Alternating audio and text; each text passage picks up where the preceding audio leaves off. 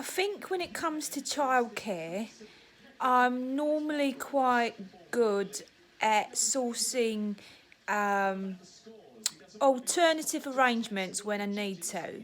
Like, my oldest child is 15, and a lot of the time he's all right. Like, I can just leave the younger ones, the other five, in the house with him. So I go to work, and then, I'll maybe go to the pub for a couple of beers.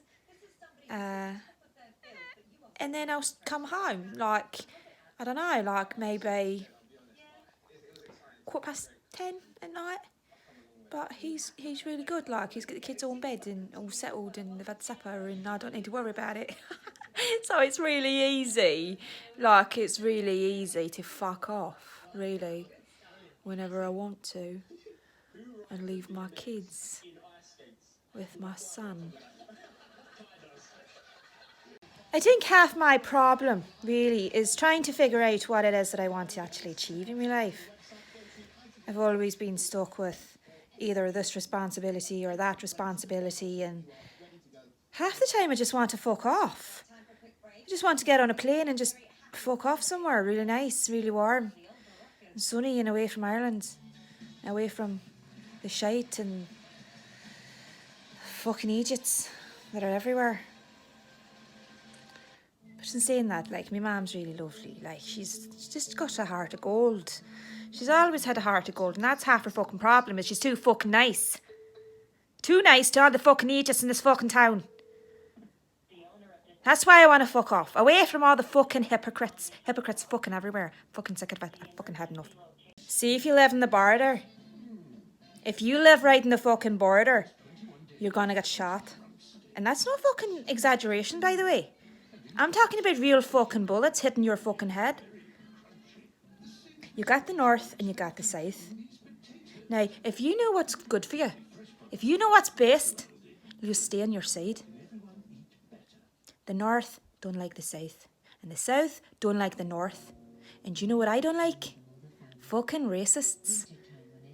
Sick of sitting here all day, every fucking day, scared to leave my house, scared to go pick up my Waynes, my Burns from school, in case some fucking Egypt comes right out my peripheral vision, hits me across the fucking head or something, and accuses me of being a Catholic.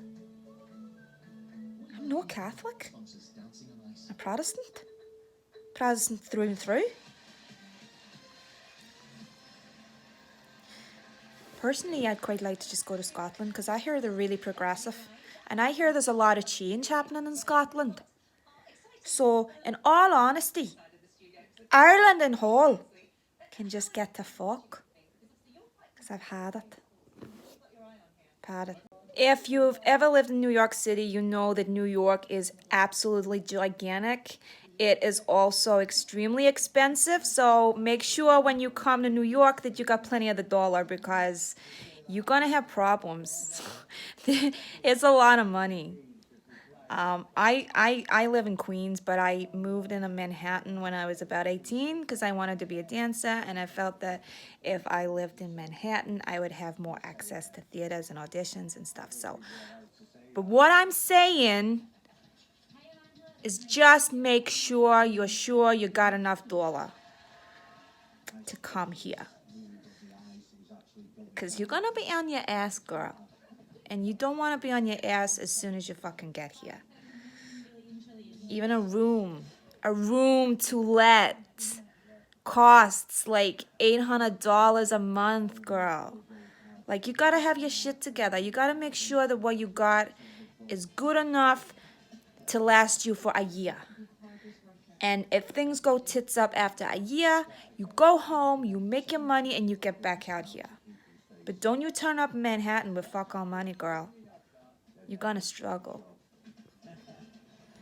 I think what I love most about being an American citizen is that I have free liberal rights. Like, I have the right to own a gun. I can shoot somebody on my property if I feel that I'm threatened. So I feel like America is the most progressive country in the world.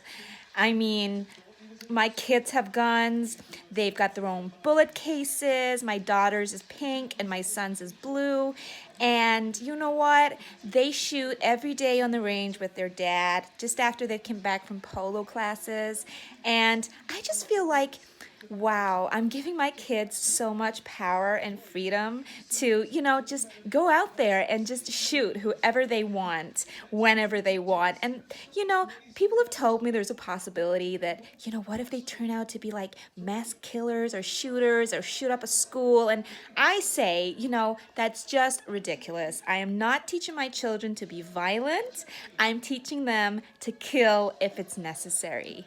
So yeah, I'm just a proud Trump supporter and I cannot wait till this country is rid of everything. Thanks for listening. Have a good day.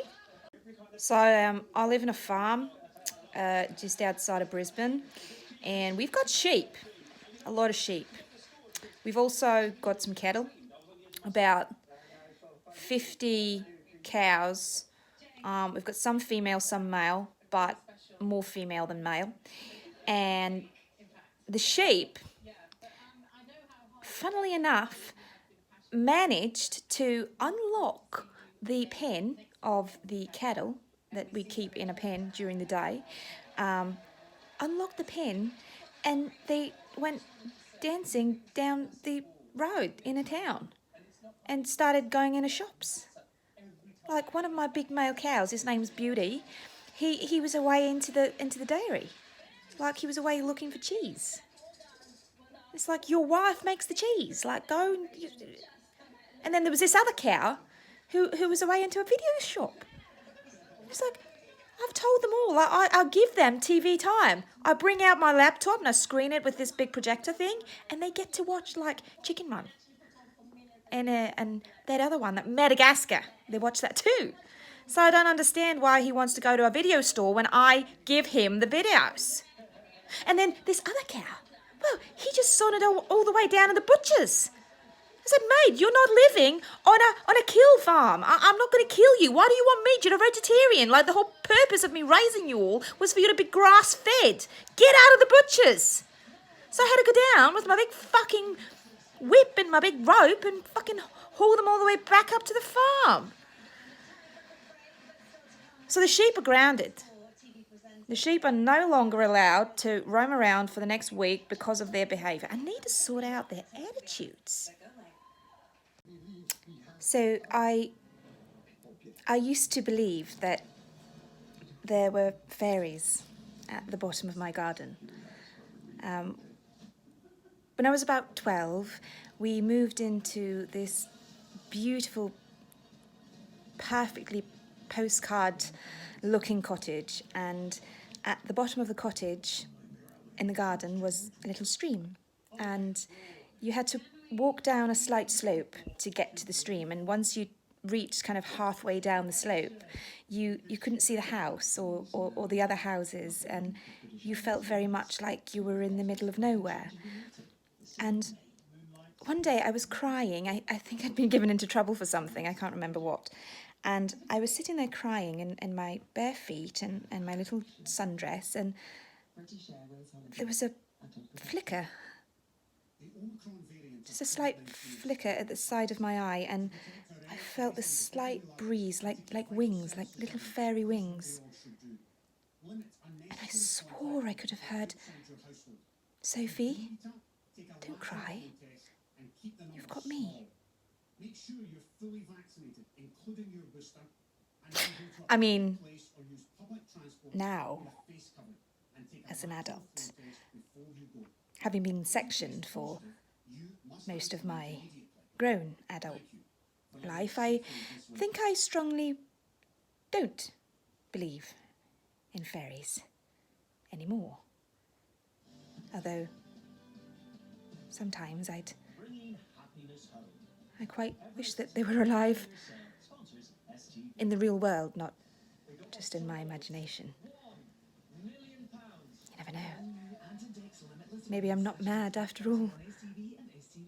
Hey y'all, I don't know about you, but I love fried chicken. Like, I love fried chicken so much that I make it every day. Like, I make it for my kids for breakfast. We have it for our dinner, our supper time.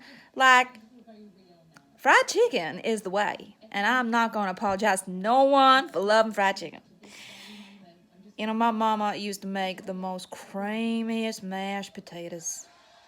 Like, they were the best mashed potatoes to go with fried chicken.